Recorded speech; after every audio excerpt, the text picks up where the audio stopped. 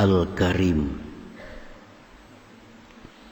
Nama Allah yang sering kita dengar, sering kita sebut, Al-Karim. Qala al-Imam al-Ghazali rahimahullah, Al-Karim huwa alladhi idza qadara 'afa wa idza wa'ada wafa wa idza a'tazada 'ala muntaha ar-raja wa la yubali kam a'ta wa liman a'ta wa in rufi'at hajatun ila ghairihi la yarda wa idza jubiya 'ataba wa mastaqsa wa la yudayyi'u man ladha bihi wal taja wa yughnihi 'anil wasaili wasyufa'a wa man ijtama'a dzalik la bitakalluf fa huwal karimul mutlaq wa dzalika lillah subhanahu wa ta'ala faqat. Al-Karim artinya menurut Imam Al-Ghazali rahimahullah, dialah yang memaafkan orang-orang yang berbuat salah kepadanya, padahal dia mampu untuk menindaknya. Dan bila mana dia berjanji, dia tepati janjinya. Bila memberi, melebihi atas yang diharapkan. Dan dia tidak peduli berapa banyak yang dia berikan, dan tidak peduli kepada siapa dia memberi. Dan jika dilaporkan hajat kepada selain dia, dia tidak senang, dia marah. Dan apabila dijauhi, dia mencela. Dan dia tidak menyia-nyiakan orang yang bersandar kepadanya, yang menyerah kepadanya. Dan dia terkaya daripada perantara dan penolong. Maka yang terhimpun yang demikian itu semua disebut Al-Karim, dan itu hanya adalah Allah subhanahu wa ta'ala. Nah, jadi Karim ini panjang maknanya, panjang artinya. Biasa kita singkat Al-Karim itu dengan yang maha mulia, bisa pula dengan maha pemurah. Al-Karim.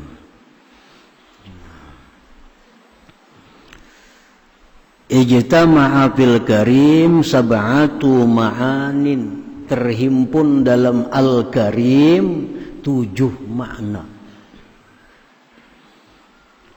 Secara ringkas saja kita bisa mengartikan Karim maha mulia atau maha pemurah. Padahal lebih daripada itu. Kalau kita rinci, Al-Karim itu di dalamnya ada 7 makna, 7 arti. Al-awwalu, yang pertama, arti Al-Karim idza qadara afa, artinya yang memaafkan padahal mampu untuk menindak langsung, dengan selalu memberi tempo kepada ahli maksiat untuk bertobat. Salah satu makna Al-Karim dari 7 makna, dia selalu memaafkan orang yang berbuat maksiat, dalam arti selalu memberi waktu untuk bertobat. Orang berdusta haram, tapi kada langsung ditindak. Kalau misalnya orang berdusta jadi bisu, padahal bisa dihukum oleh Allah karena dia berdusta, mulutnya jadi busuk. Tapi kada. Nah, orang berdusta diberi tempo oleh Allah, kada diapa-apai sampai kini waktunya dia bertobat kepada Allah. Orang yang melihat yang haram mestinya langsung sakit mata. Melihat yang haram langsung mata sakit. Tapi Allah kada demikian. Orang yang melihat yang haram diberi tempo oleh Allah. Diberi tempo agar bisa tobat, bisa minta ampun kepada Allah. Orang yang melangkah kaki kepada yang haram mestinya langsung lumpuh. Langsung lumpuh. Tapi Allah dengan namanya Al-Karim, Allah beri tempo dulu. Sampai kapan Allah memberi tempo? Nah, sampai roh di tenggorokan kita. Iza balagatil hulqum. Sampai roh ini di tenggorokan, hanyar habis temponya. Kadakawa lagi minta ampun kepada Allah. Kadakawa lagi bertobat kepada Allah. Kenapa? Karena bila roh di tenggorokan, itu dia sudah melihat Israel. Sudah melihat tempat yang bakal ditempatinya, surga atau neraka. Makanya orang tobat di situ kada diterima lagi tobatnya. Jadi selama roh belum ditenggorokan, sebesar apapun dosa kita, seberat apapun pelanggaran kita, kalau kita mau minta ampun kepada Allah, Allah ampuni, Allah maafi. Nah, ini Al-Karim. Nah, jadi satu, dalam Al-Karim itu dia selalu memberi tempo kepada kita untuk kembali, untuk tobat kepadanya. Asani yang kedua, makna yang terkandung dalam Al-Karim, wa idza wa'ada wafa. Apabila dia berjanji, pasti dia tepati janjinya. Allah pasti menepati apa-apa yang dia janjikan kepada hamba-hambanya itu. Mustahil Allah ingkar janji. Karena ingkar janji itu sifat aib, sifat cela. Dan Allah maha suci daripada sifat cela. Setiap Allah menjanjikan sesuatu, baik dalam Al-Quran, baik dalam hadis-hadis Nabi, maka itu janji Allah pasti akan ditepati oleh Allah Subhanahu wa ta'ala.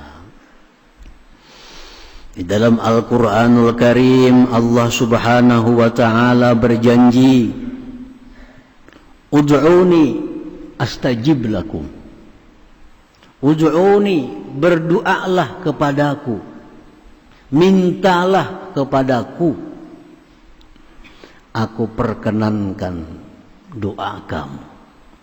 Aku perkenankan doa kamu. Artinya aku beri permintaan kamu. Nah, itu janji daripada Allah Subhanahu wa ta'ala. Apabila kita berdoa kepada Allah, Allah pasti akan mengabulkan doa kita itu. Tetapi hanya sampai di situ. Berdoalah kepadaku, aku kabulkan.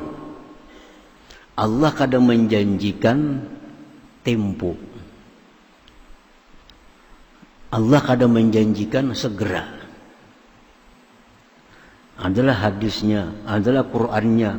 Bila berdoa segera, kok kada ada segeraan itu. Nah, begitu kita berdoa, Allah berjanji mengabulkan doa kita, mengijabah doa kita, memperhatikan doa kita. Tetapi Allah kadang menjanjikan segera mengabulkan. Nah, jadi oleh karena itu para ulama menyimpulkan, setiap kali kita berdoa, jangan ada sedikit pun dalam hati kita keraguan bahwa doa kita ini kada kabul. Waduh, aku ini kada kabul nih. Itu buruk sangka kepada Allah. Doa kita tuh kabul. Doa kita diterima oleh Allah, didengar oleh Allah. Nah, cuma ada beberapa macam cara Allah mengabulkan doa kita itu. Ada yang Allah mengabulkan doa kita itu ajilan, segera. Segera. Begitu kita berdoa, ya Allah, dalam tempo beberapa saat terwujud apa yang kita minta kepada Allah. Nah itu bisa terjadi. Baik orang-orang dahulu, orang-orang sekarang, orang-orang kemudian, orang-orang salihin, orang-orang kada salih pun bisa begitu berdoa kepada Allah, langsung doanya diterima, dikabulkan oleh Allah. Saat itu juga atau beberapa jam kemudian atau beberapa hari kemudian.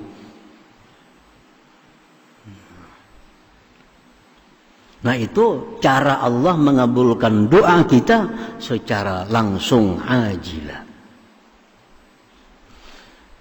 Kemudian lagi ada juga cara Allah mengabulkan doa kita itu ajilah. Betimpu. Nah, betimpu. Kada hari ini dikabulkan Allah. Kada minggu ini dikabulkan Allah. Kada tahun ini dikabulkan. Tapi tahun depan. Tahun depan. Nabi Zakaria alaihi salam berdoa kepada Allah. Ini Nabi Zakaria. Rabbi habli min ladunka dzurriyyatan thayyibah. Wahai Tuhanku, berikan aku di sisi Engkau zuriat yang baik. Innaka sami'ud du'a, Engkau mendengar doaku. Yang berdoa ini Nabi Zakaria. Di mana Nabi Zakaria berdoa ini? Di tempat di mana yang penuh berkah, di Baitul Maqdis. Di tempat di mana di situ Siti Maryam berhalwat. Nah, bukan main. Tempatnya Nabi Zakaria berdoa ini di tempat yang sangat bagus. Di mana Siti Maryam di situ berhalwat, dapat kiriman dari Allah makanan setiap hari. Nah di situ Nabi Zakaria memilih tempatnya untuk berdoa kepada Allah agar diberi Allah zuriat yang thayyibah, yang bagus. Allah kabulkan doa Nabi Zakaria. Tetapi 40 tahun kemudian. 40 tahun hanya hamil bini Nabi Zakaria. Padahal yang berdoa ini Nabi. Kurang apa Nabi? Di tempat Baitul Maqdis, di tempat khalwatnya Siti Maryam, yang berdoa Nabi memakai Ismul A'zam, dikabulkan oleh Allah, tapi 40 tahun kemudian. Nah, jadi orang-orang yang belum punya keturunan baca doa, Rabbi habli min ladunka dzurriyyatan thayyibah. Doa, berdoa kepada Allah. Jangan menyerah. 10 tahun berdoa kada kabul-kabul lagi. Nabi Zakaria 40 tahun. Nah, jadi kada ada istilah putus asa. Dalam sebuah hadis disebutkan intizarul faraj ibadah. Menunggu kelapangan itu ibadah. Kita ini kada bisa anak nih berdoa, ya Allah berikan aku anak yang salih, berikan aku zuriat yang salih, berdoa. Nah esok berdoa pulang, kita menunggu sampai saatnya itu ibadah. Menunggunya itu ibadah. Kita banyak bisi hutang, ya Allah hamba banyak bisi hutang, lunasi akan hutang hamba ya Allah. Kita tunggu apabila kalau lunasnya hutang ini. Menunggu itu pahala. Menunggu itu ibadah. Intizarul faraji ibadah. Nah jadi jangan ragu-ragu bila kita berdoa, doa kita kabul. Masalahnya lagi tinggal apabila kabulnya itu aja. Dan jangan digasak. Allah kata-kata tujuh digasak. Jangan digasak. Termasuk mencacatkan, mencederai doa bila kita berdoa itu sambil minta segerakan. Nah, minta segerakan.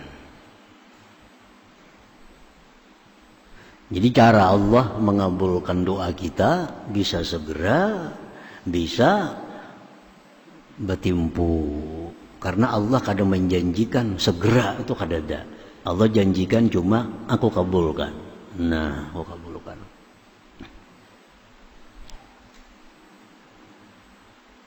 Nah, ada lagi cara Allah mengabulkan doa itu,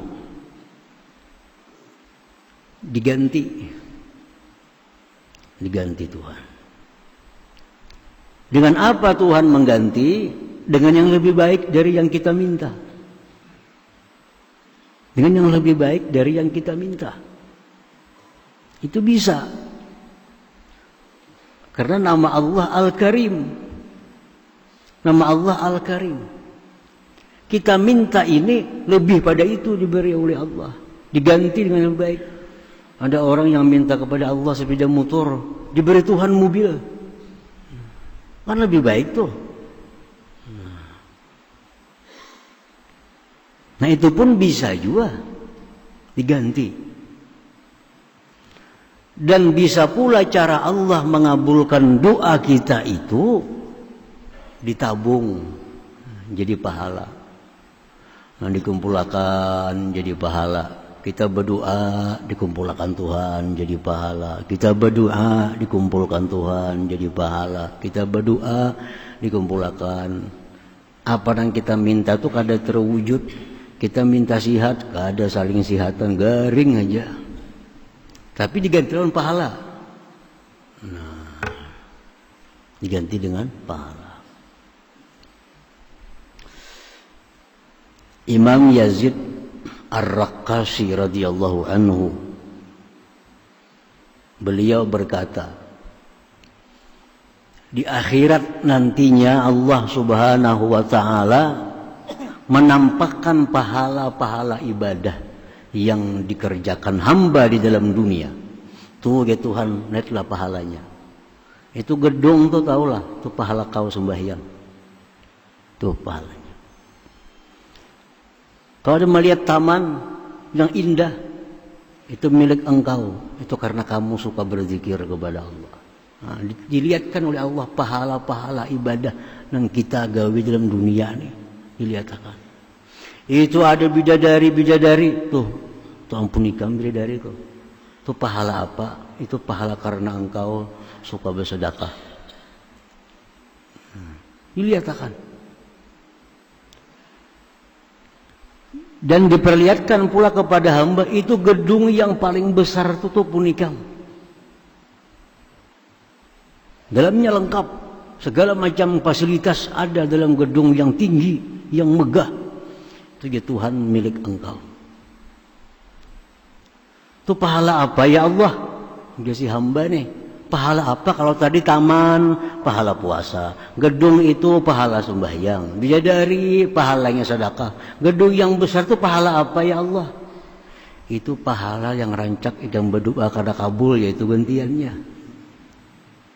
Idam rancak berdoa kada kabul, iya itu jadinya. Nah maka di saat itu si hamba ini bercita-cita, jaka kada kabul doaku semua dalam dunia dulu, melihat nangka itu gantiannya. Nah, memilih kada kabul. Jaka kada kabul dalam dunia banyak bisa gedung-gedung nang megah itu.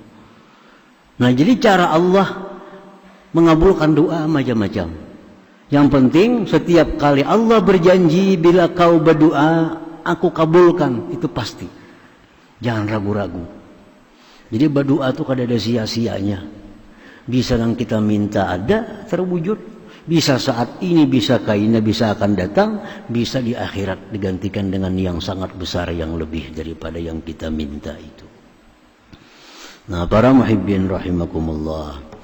Nah, jadi yang kedua dalam Al-Karim itu Allah bila berjanji dia pasti menepati janjinya. Asalis yang ketiga, wa idza a'ta zada ala muntahar raja wa la yubali kam a'ta wa liman a'ta. Yang ketiga, makna dalam Al-Karim bila Allah itu memberi melebihi atas yang diharapkan kita dan dia tidak peduli berapa banyak yang ia beri dan dia tidak peduli kepada siapa dia memberi. Allah memberikan makanan, memberikan rezeki, memberikan dunia, Allah kada peduli. Ini orang kafir, ini orang maksiat, ini orang ahli ibadah, ini orang ahli zikir, kada peduli. Siapapun diberi Allah. Siapapun diberi Allah. Nah ini makna Al-Karim juga. Al-Karim. Ada orang beragama kada Islam, kada bertauhid. Satu hari orang tua umur 70 tahun lebih ini kada makan, kada ada yang dimakan kelaparan. Biasa lancar aja makan rezeki murah. Kenapa sampai umur 70 tahun lebih ada satu hari kelaparan? Datang kepada Nabi Ibrahim alaihissalam. Nabi Ibrahim tahu ini orang kada mau umpat aku nih. Ini orang kada mau masuk Islam. Ini orang kada mau mengesahkan Allah. Ini orang yang berhala. Situ baranta ini kelaparan suatu hari. Datang kepada Nabi Ibrahim. Wahai Ibrahim, minta makan. Aku kelaparan hari ini. Ibrahim, aku mau memberikan makanan asalkan masuk Islam dulu. Asal ikam ampi nyembah berhala, asal ikam ampi menyembah patung-patung, ikam mengesahkan Allah sebagai Tuhan, ku beri makani. Jangan Tuhan, kada, enggak itu ku kada. Sampai syarat enggak itu memberi makani, ku udah hendak itu. Bulik nang Tuhan tadi. Ibrahim selesai karena kada mau berislam ya kada usah diberi makani. Nabi Ibrahim ditegur oleh Allah Subhanahu wa ta'ala. Ditegur oleh Allah. Ujar Tuhan, hai Ibrahim, 70 tahun dia kafir kepada aku, tiap hari selalu ku beri nikmat, selalu dia ku beri makanan. Cuma hanya hari ini hanya kada ku beri nikmat. Ikam sekali seumur hidupnya minta makanan, kenapa syarat masuk Islam itu? Ditegur oleh Allah. Akhirnya Ibrahim cari orang tersebut. Kemana-mana mencari, akhirnya dikasih makanan orang itu Nabi Ibrahim alaihissalam. Artinya Allah subhanahu wa ta'ala itu dengan namanya Al-Karim kada peduli siapa diberinya. Baik ini orang yang menyembahinya, baik ini kada menyembah, baik ini mengesahkan, menyekutukan, selalu diberi oleh Allah subhanahu wa ta'ala. Jadi kalau urusan makanan, urusan minuman, kita kada pandang agama. Ada orang kelaparan, walaupun agamanya kada Islam, tetap dibantu. Mencontoh akhlak Allah subhanahu wa ta'ala. Berakhlak dengan akhlak Al-Karim artinya. Orang kelaparan, usah payah, minta makanan. Yang agama apa, kada usah ditakunin itu. Nah, beri makan. Apalagi orang Islam. Orang agama lain, kalau sudah saat kelaparan itu, kita beri makanan. Nah, para muhibbin rahimakumullah. Jadi yang ketiga, Allah memberi rezekinya kepada siapapun dan kada peduli berapa banyak dia beri, kada peduli siapa yang dia beri itu. Ar-rabi'u yang keempat, wa in rufi'at hajatun ila ghairihi la yarda. Apabila dilaporkan hajat kepada selain Allah, dia tidak suka. Kalau kita ini dapat sesuatu musibah, baik harta, baik musibah diri, baik sakit, kita mengadu kepada selain Allah, Allah kada suka. Allah tuh sukanya kita mengadu kepadanya. Ya Allah, hamba sakit perut ya Allah. Nah, itu mengadu kepada Allah. Ya Allah, hamba susah, ya Allah banyak masalah, ya Allah. Itu mengadu kepada Allah, Allah suka. Nah, setiap kali masalah yang terjadi pada diri kita, yang pertama kita laporkan kepada Allah subhanahu wa ta'ala. Jangan mengadu kepada orang lain. Bila kita mengadu kepada orang lain, nah, la yarda, Allah kada suka itu. Kada suka. Ini para ulama membahas masalah kita mengadu kepada selain Allah nih. ada 3 hukumnya. Pertama, boleh kita mengadu kepada selain Allah dengan 2 syarat. 1, orang yang kita aduakan ini, yang kita lapori ini bisa menghilangkan kesusahan kita. Ini bisa menghilangkan kemudaratan kita. Dan i'tikad dalam hati bahwa ini adalah sebab dari sekalian banyak sebab, yang memberi sebab Allah Subhanahu wa taala. Contohnya kita sakit, kita datang ke dokter, dokter sakit sebelah sini lah, sakit ini, kita mengadu tuh, mengadu. Tapi yang kita mengadu kepada dokter memang orang yang punya ilmu untuk bisa menyembuhkan itu.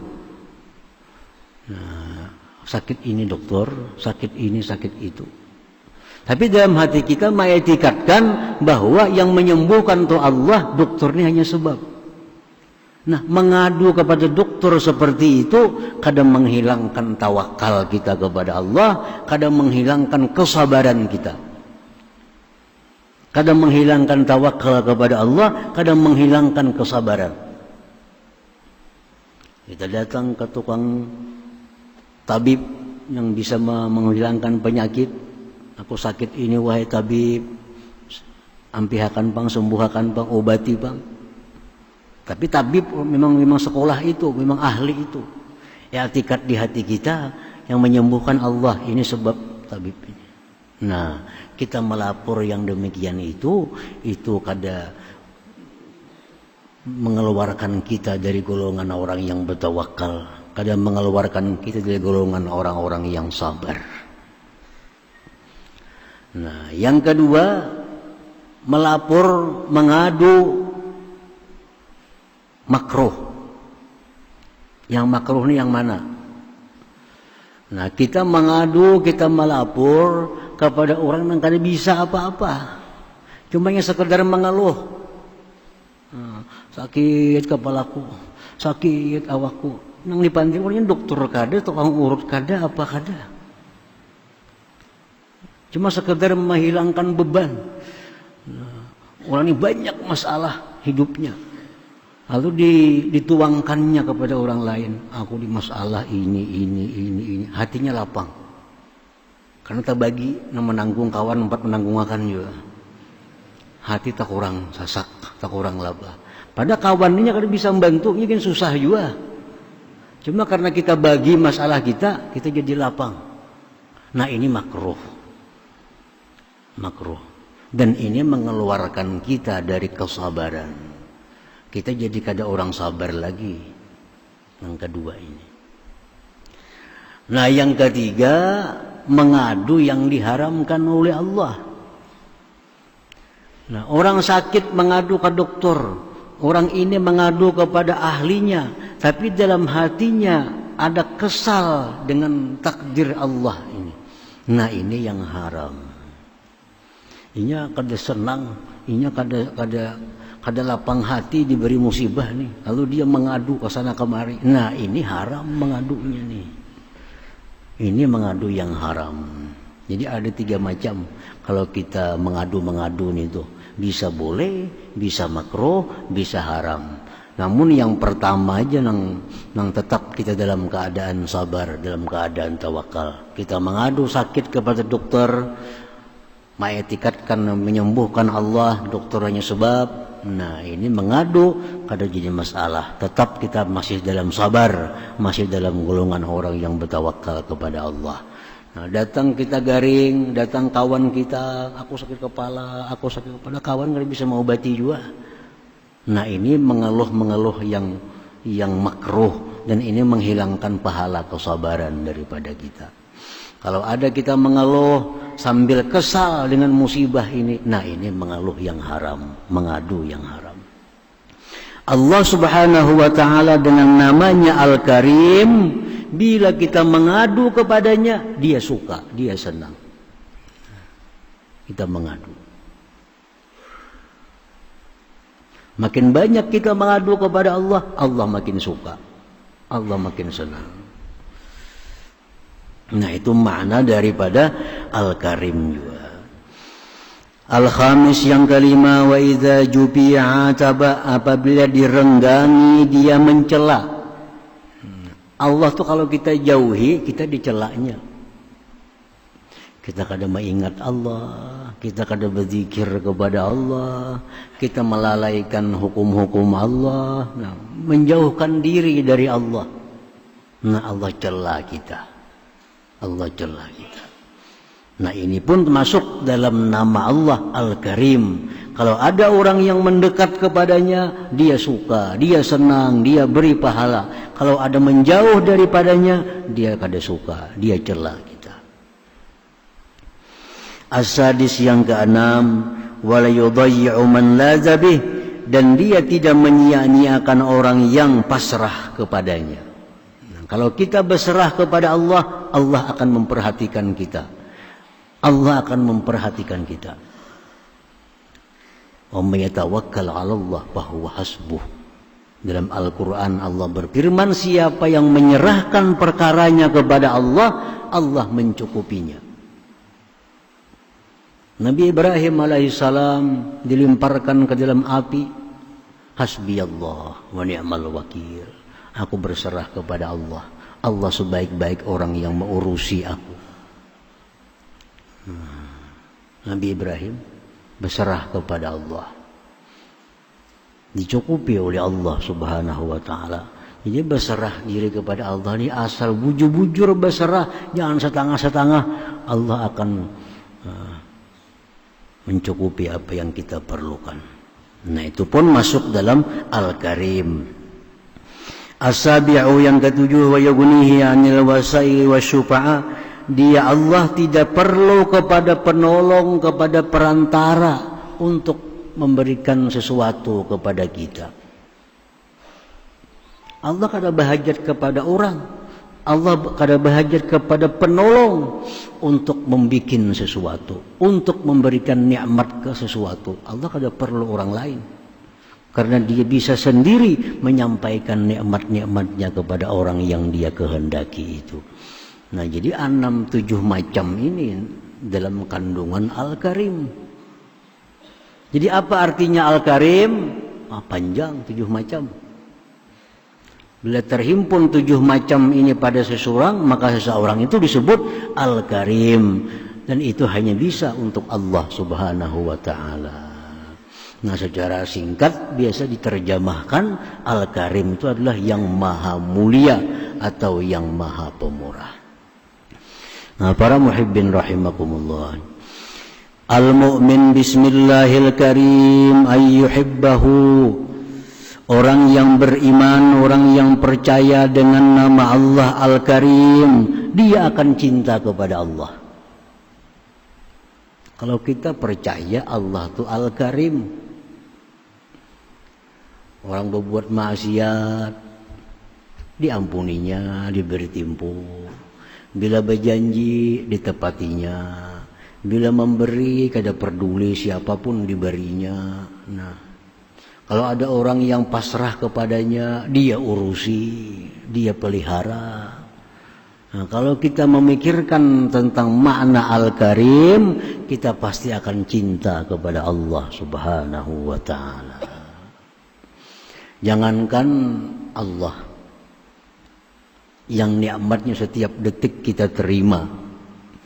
Kalau kita mendengar ada raja, misalnya kita mendengar ada Raja Brunei. Raja Brunei itu orangnya adil umpamanya. Raja Brunei itu orangnya pemurah. Raja Brunei itu orangnya penyayang kepada rakyatnya. Nah, kita mendengar tuh hati kita mau kada mau senang dengan Raja Brunei. Walaupun kita kan tidak dapat napa-napa dari Raja Brunei itu. Tapi hati kita otomatis cinta kepada raja itu. Nah, itu Raja Brunei, kalau ada orang sakit diobatinya gratis. Kalau ada orang susah dibantunya. Kalau ada orang miskin dikayakannya. Misalnya kita dengar kabar nih. Nah, kita kepingin orang Raja Brunei itu hendak tahu. Nah, kita cinta kepadanya. Padahal sedikit pun kita kada merasa kebaikan darinya. Cuma kepada rakyatnya aja. Nah, apalagi kepada Allah Subhanahu wa taala yang nikmatnya kada pernah putus kepada kita. Jadi kalau kita berpikir merenungi Al-Karim, pasti kita cinta kepada Allah Subhanahu wa taala. Pasti cinta. Nah, jadi pertama, orang yang percaya beriman bahwa Allah itu namanya Al-Karim, yuhibbu, dia cinta kepadanya. Orang cinta kepada Allah, pasti dia ingin dekat dengan Allah. Orang yang cinta dengan seseorang, pasti ingin dekat dengan seseorang itu.